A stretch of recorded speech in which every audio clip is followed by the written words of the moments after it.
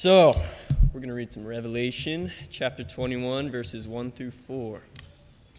Then I saw a new heaven and a new earth, for the first heaven and the first earth had passed away, and the sea was no more. And I saw the holy city, the new Jerusalem, coming down out of heaven from God, prepared as a bride adorned for her husband. And I heard a loud voice from the throne saying, "See, the home of God is among mortals. He will dwell with them as their God. They will be his peoples, and God himself will be with them. He will wipe every tear from their eyes. Death will be no more. Mourning and crying and pain will be no more, for the first things have passed away."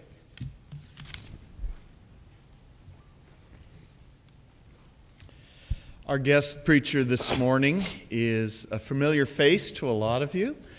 She is somebody who used to be on regional staff. At least when I first came here 10 years ago, she was one of our associate regional ministers. She is the author of 3 and working on the 4th, maybe? Working on a 4th book. She is the director of the Oakland Peace Center and has her fingers in all sorts of really nifty ministries in this region and throughout our wonderful church. Back in November, here's the deal. I've known that Katy wasn't going to be with us since back in August. She and I took about a 3-mile walk around town, just kind of discerning direction of ministry and such like that. And I knew then that she was going to move on in January. And then finally in November, after so many people are like, "Jesse, what's wrong with her? Are you okay?" Finally in November, Katy announces to the board her intentions to resign. And Shonda and I were at a regional event working at a registration table, I think maybe only a week or 2 after this announcement. And she says, "How are you doing with this, Jesse?" I said, "It's not so good." And we got to talking about how she has wanted to come up here and preach anyway. And she said, "Would you like me to preach on that day?" And I was like, "Yes." I mean, there wasn't even any thought. Yes, because I didn't know how in the world I was going to get through that. She says, "I'm going to have to check my calendar. I'm going to have to check to see if I'm available." And I think it was around the 1st of December, she says, "No, I'm afraid I've got something on my calendar. I can't do it." And I thought, fine, I need to buck up and do this anyway. Quit being such a chicken. Come on, Jesse, you can do this. And then about 2 weeks ago, Shonda said, "My calendar's free. Do you want me to do it?" And I said, "Yes." Yes, I do. So, and she is a wonderful friend of Katy's and mine. In fact, 1 year I had the Dream Team staff. When I was directing a camp, I had a Dream Team staff, and part of the reason it was the Dream Team staff was these two were on that staff. So welcome, Sandhya Jha.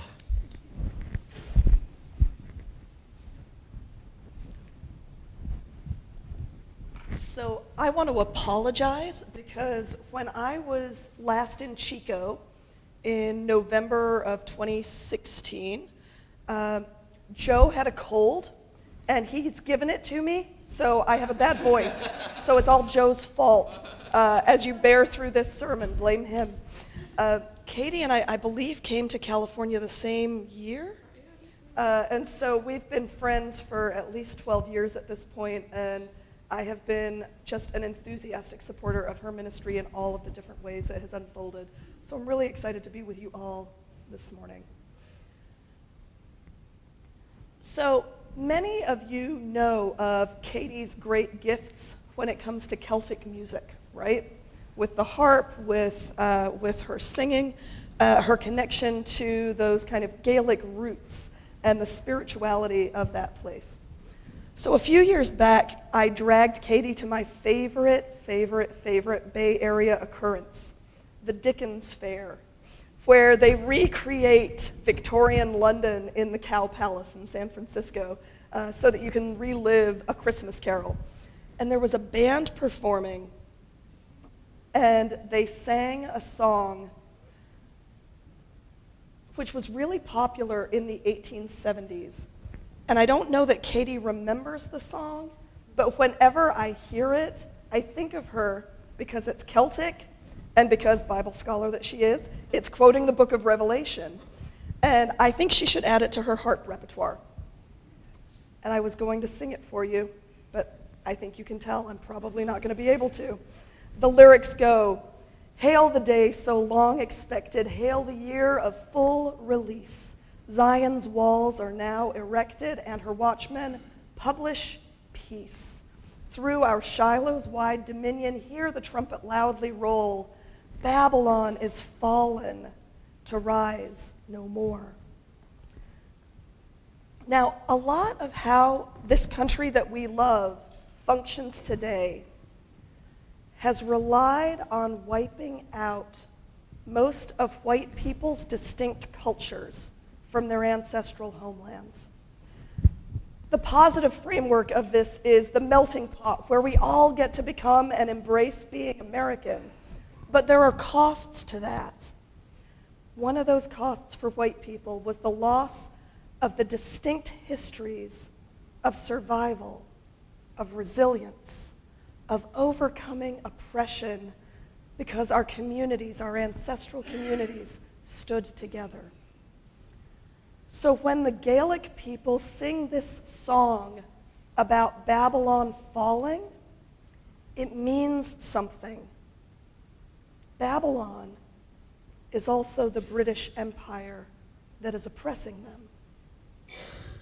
Now, the way Babylon is used in the book of Revelation is pretty sexist and needs to be unpacked much more deeply by any of us who are both Christian and concerned about how women are treated. And that's why, Bible scholar that she is, Katy asked me last night, exactly what did you mean by that sermon title? What exactly do you think about me? Since I know Jesse, I know you all will get lots of opportunities to discuss how complicated the language around Babylon is in the book of Revelation. But in Dickens' time, when this song was popular, Babylon, to the people suffering, was the rich British merchants leaving the poor to starve in the streets. They even added a line to this song that you won't find in the book of Revelation. "All her merchants stand with wonder. What is this that has come to pass? Murmuring like the distant thunder, crying, oh, alas, alas." They wrote a song connecting their very real suffering with a promise from the Bible that they were strong enough to challenge the power of Babylon, that one day its walls would come down and God's realm would stand in its place. I bring this up because one of the things you know about Katy is that she knows who her people are. Her people are church people. Her people are women. Her people are youth. Her people are the people who resisted British oppression for hundreds of years. And she brought that into this space with you in a gentle, pastoral, compassionate, and patient way. She brought you into the resistance against Babylon. You didn't know you were part of a resistance movement, did you? Not just around the issues that affected her deeply and personally. And women in the academy and in the church deal with a lot of that oppression. But Katy knew that for us as a faith community to survive, we needed to be invested in each other. Men supporting women, straight people supporting queer-identified people, white people supporting people of color, people of means supporting the street community, non-disabled people supporting people with disabilities. The fact is, the book of Revelation, complicated as it is, remains constantly meaningful to the Christian church because over and over, empires rise that seek to harm the vulnerable and exploit humanity for the benefit of a few people. And the book of Revelation reminds us who we are, whose side we are on, what work is ahead of us, and how God will always show up for us as long as we are on the side of the suffering and not those causing the suffering. The book of Revelation is a reminder to us that we are inheritors of a legacy of suffering, but also of resisting and of overcoming. It's a guidebook for the resistance. It is impressive to me that Katy has spent the last several years recruiting you into the resistance when you actually hired her to support the music ministry and work with youth.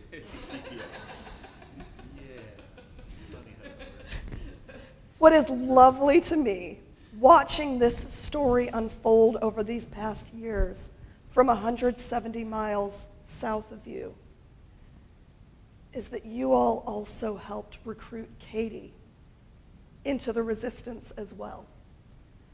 Because we now have an ordained minister who was deeply committed to never getting ordained. And to borrow from another resistance story, that might make Katy into Rey and Jesse into Luke Skywalker, and the rest of you can fight over which one of you is Princess Leia and which of you is Chewbacca. The thing is, though, even if Katy is being called to another part of the resistance, your part's not over. You and Jesse, who have done this work prior to Katy being with you, have a lot of work ahead of you in order to make Chico the city that Martin Luther King would refer to as the beloved community, where everyone's needs are met and everyone's gifts are honored. Katy's time with you helped you to keep doing that better and better. But every one of you who has shown up in the broader community on behalf of this church to let people know that even if they have been told the church hates them, that this church and God love them. Every one of you showing up to love people who have been told they don't deserve God's love. You were also part of the resistance. You were actively dismantling the oppressive power of Babylon. I saw Katy loving and supporting and encouraging and challenging you into that. But from 170 miles away, I saw you doing it. I saw it in the way you were involved in community marches and protests and health clinics. I saw it in the way you encouraged Jesse to be part of interfaith work and public prophetic radio voice in the community. I saw it in who you sent to camp and how you had nurtured them into being fully who God had called them to be. Things are bad for everyone on the margins in this country right now. This version of Babylon needs to be dismantled.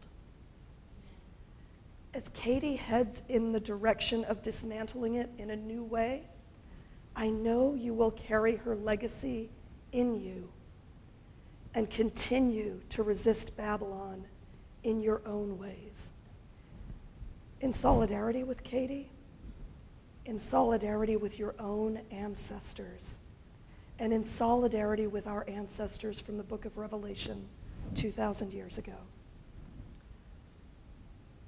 And even as we shed a tear at the loss of a beloved sister in ministry, we can take heart from the text that reminds us that in the midst of this hard work, God will, as God always has, God will come to us and dwell with us, and in the rubble of Babylon, God will build a new heaven and a new earth, And as we work alongside God, we are promised that God will wipe every tear from our eyes, and that death will be no more, and mourning and crying and pain will be no more, for the first things will have passed away. My sisters and brothers, together, in honor of Katy and in honor of our ancestors, let us make sure Babylon is fallen, to rise no more. Amen. Yes.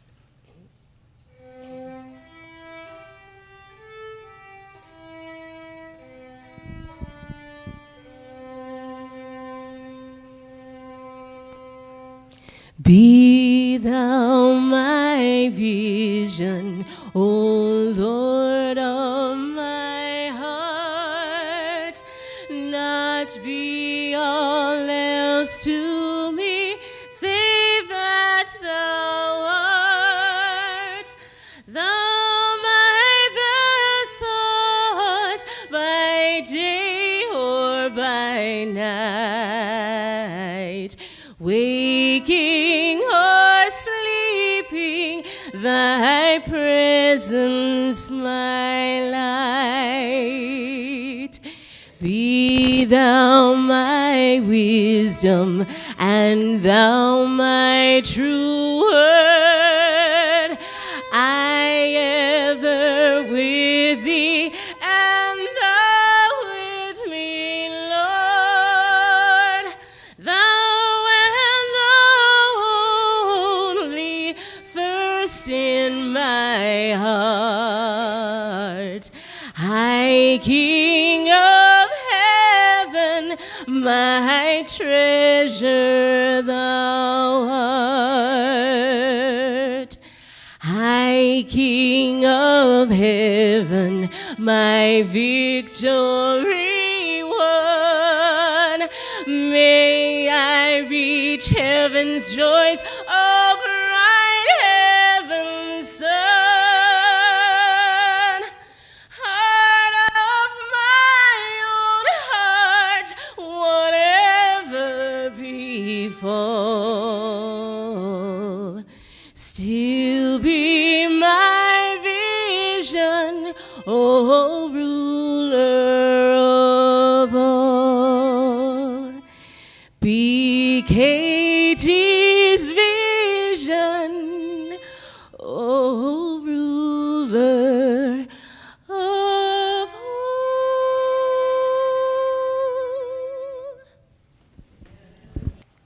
Now, Katy has offered to do the benediction this morning, and I know it's going to be really hard for her to do it, being our last Sunday. And so we have brought a comfort horse for her today. This is Pumpkin.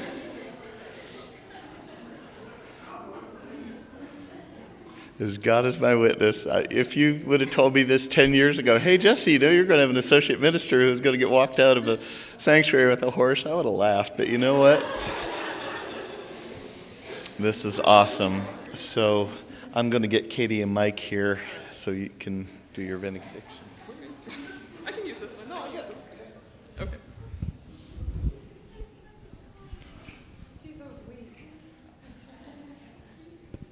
So you might not have known that I have a secret love of, it's not secret, but just a love of mini horses. And Pumpkin is a special mini horse around town. So you're going to be at reception, right? So we can. Yeah, all yeah, hi, I know. That's your truth. This is great. Oh, I know. Could I have the elders come forward? If you're an elder, I'll need you.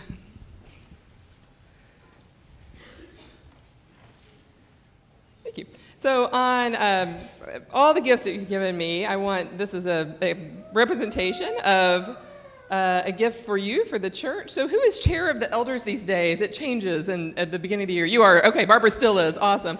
So Barbara, let me give this to you, and I'll let you pull one out, and then I can explain it. Okay, so it's an olive wood little plate. So one of the ways that we show inclusivity here is that we have gluten-free wafers. But I've got to tell you, I'm clumsy, and more than once I've gotten the communion tray and tipped it, and I've cross-contaminated everything. And so these are to put the gluten-free wafers in, so they're protected from the ones that have gluten. And so practical, I hope. If gluten gets in them, you need to sanitize them before you reuse them, okay? So I think that there's enough. They're from the Olive Pit, so should you need more or to exchange them or whatever, that's where they are. So if any elders, if you tried to set up this week and there was a missing tray, that was my fault, because I took one so I could measure this. And so thank you, elders, and for supporting the table is one of the most important things we do. Will you rise to receive the benediction and blessing? So reminders about our boundaries and all of that kind of fun stuff will be coming in the next caller. But as a reminder, should you see me in the grocery store, we can chat. It is okay. What I would like to hear when I see you in the grocery store is that you're singing in the choir, that you're talking to a child, and that you're working with our youth. If you do those things, then the ministry lives on, right? If you don't do those things, I might not as well have not been here. So I'm going to ask you to turn to your neighbor and charge them with doing God's work in this way. So you're going to turn to them and say God loves you, and God wants you to work with a kid or a youth.